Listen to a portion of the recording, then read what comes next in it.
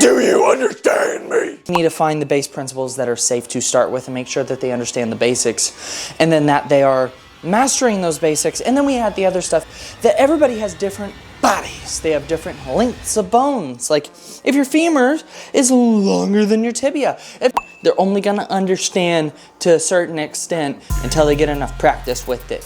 The better they get at push-ups, the better their form get. The fourth one, this one's gonna be a little bit different, is chasing aesthetics versus the output. So we want a functionality that transverses from the gym, over cueing the movement, right? We all know who's more advanced here, that every movement that advances lifters like to do, especially in powerlifting or... Listen here! You were taught that perfect form never changes. And you know what? That was a lie. A big lie. Stinky, stinky, stink lie. Because I believed it too. We all believed it. And the thing is as science progresses, and it has progressed over the years, it's been proven wrong. So let's dive into 4 lies. And we're gonna lay some truth down on those lies. We're just gonna sprinkle that truth. Lie number 1, there is one perfect form for everything. No, false. Quit lying to people if that's what you're telling them. Is there truth behind it? Yes, but also no. So everyone should squat and hinge and press all the exact same. False, false, false, false, false, false. You know why? Because for the simple fact that everybody has different bodies. They have different lengths of bones. Like if your femur is longer than your tibia, if your hips are really high, hinging is, well, that's gonna be a special type thing just for you. If you got short legs and a normal sized torso, it's gonna make hinging just a little bit easier because you're not picking it as far off the ground. So everybody has different exercises that they're going to be really good at based off what the lengths of their body are. What about injury history? You've had multiple shoulder repairs on one or both of your shoulders, on your hips, on your knees. Things are gonna look a little bit different. There's a baseline about biomechanics that everyone has to follow because a femur and a tibia are gonna have the same function no matter what, because that's what it was designed to do. Not one thing is gonna be the exact same because there are too many variables at play. Someone who's an expert versus someone who's new, perfect form's gonna look a little bit different. Now they're both going to the same direction. However, perfect form for them is gonna be, hey, back is pretty much flat, core is engaged, hips are transversing back, a little bit of flexion in the knee.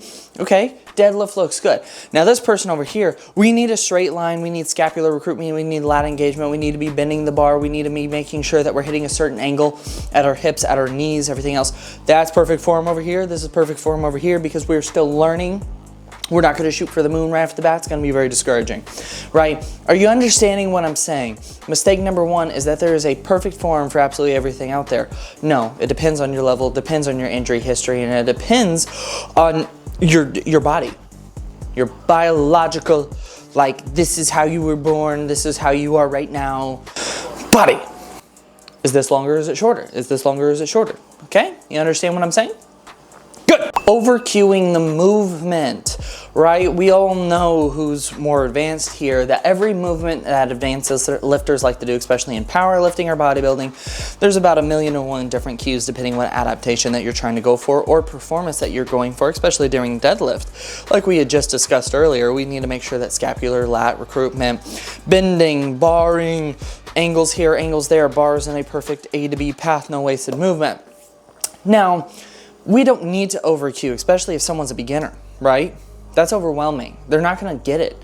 I've worked with a lot of people and I'm like, listen, as we progress, there's gonna be about 10 more cues to get this right.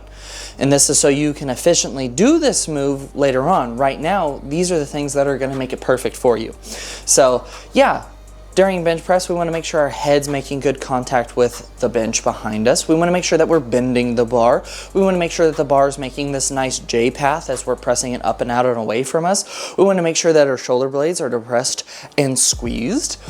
Right? Are you getting what I'm saying? We have leg drive. We have to make sure our hips are tight. Is our butt lifting up off the bench? That doesn't matter for someone who's new. That's something that we add those in as extra seasonings, right? If someone's hungry and they haven't eaten in a long time, are they going to be picky that it's a gourmet meal with all the perfect spices that are fresh and organic? Or are they going to be happy to just have that snack that someone had in their fridge that's been in there just for a couple of days, right? Is that a drastic comparison? Yes, that is a hard-hitting analogy, especially with current events going on and just how the world is right now. So let's help out our fellow man and woman and everyone to just help them out a little bit, you know what I'm saying? So don't overcue the movement. We don't need to be doing things like that, especially off at the beginning. Now, we do need to set the expectation that it will have a higher demand as we get better at it, but we need to find the base principles that are safe to start with and make sure that they understand the basics, and then that they are mastering those basics, and then we add the other stuff in to enhance performance and enhance muscle recruitment, rate coding, all that other stuff to make sure that they can perform at a higher level and also be safer at higher loads. Look me right here. The movement will clean itself up under a light enough load. You can cue someone through a push-up all you want. They're only gonna understand to a certain extent until they get enough practice with it. The better they get at push-ups, the better their form get, especially if you give them a couple cues at a time or one cue at a time. Versus like, here are a billion things, focus on it right now. Do you understand me? Right? Do you understand what I'm telling you right now? Do you? Okay, thank you. Let's move on to point number 3. Mistake number 3 is technique can never truly evolve. You know, it's like, well, here's the right way to do it, and you should have been doing this from the very beginning, right? I get that because we are building a baseline principle to get someone somewhere to be able to perform a particular way. However, it does change as we go. Are we in competition, out of competition? Are we in season? Are we out of season? What injuries are we looking at? Everything's going to be a little bit different, right? If it looks ugly, it's wrong. Sometimes, if you can still do it in a safe way in certain aspects of form and recruitment and bracing and everything is there, and we don't have any prior injury history or medical history that's going to be contraindicated by anything that we're doing, sometimes it's okay if it gets a little ugly because we need to develop more strength. We need to tell the body it's safer to go in these more intense loads, these more intense modalities, these more intense rep schemes, or just more intense intensity, right? We need to build the base principle of understanding that the psychological aspect will play a lot into the how it looks later on aspect. So if it gets a little ugly from time to time, but it's still safe, it's okay. We don't have to be optimal about absolutely everything. Now, can we be optimal about absolutely everything all the time? No. Life is a thing, okay? So quit getting so picky about it. Should we always aim for it? Yes. But are we going to be able to if you have a little bit less sleep, if you didn't eat right, you weren't hydrated that day, something crazy happened with your family, something crazy happened with a relationship, just lost your job? No, it's not going to look the same because you're tired, okay? Do you understand what I'm saying? Okay. I hope you understand that. Okay? All right. Thank you. The fourth one, this one's going to be a little bit different, is chasing aesthetics versus the output. So we want a functionality that transverses from the gym over to whatever our goals are in particular. If our goal is health and wellness, then it needs to translate that every time you go with your checkup. You go with your doctor to go get the checkup, right? It needs to show that the blood pressure's down. It needs to show that you're regulating blood sugar better.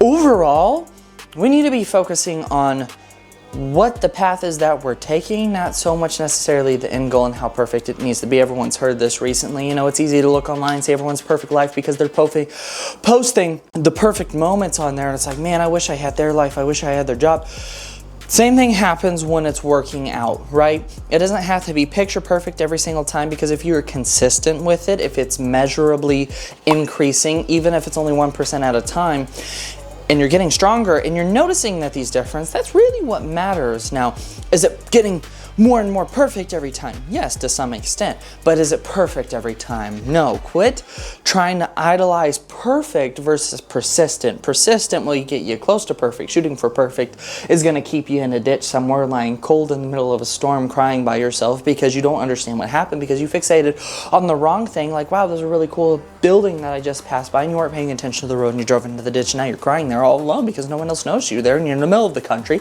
No one knows. It's in the middle of the night. You don't see any lights. You don't know if anyone's nearby, and your phone's dead because you forgot to charge it and you didn't put the charger in your car. All right, so it gets a little crazy from time to time, but you need to understand if you are being consistent, if you're being disciplined, it's going to beat motivation, it's going to beat perfectionism every single time. So if it's not perfect, it's okay. Just be persistent. So these are just 4. Now we can dive way more into this later on with everything else that we could talk about, for the simple fact there's a lot of misconceptions out there.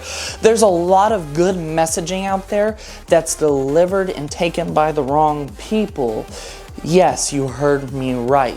There's good intention and good messaging, and sometimes it's bad intention with a really good message that's intended to shoot for someone that is not going to be able to attain it, to get them to feel like, oh my goodness, I just can't even do this on my own, because they don't want to help. They want sales. They want sales because sales are going to translate into money. Money is going to translate into growing the business to quote unquote help more people, right?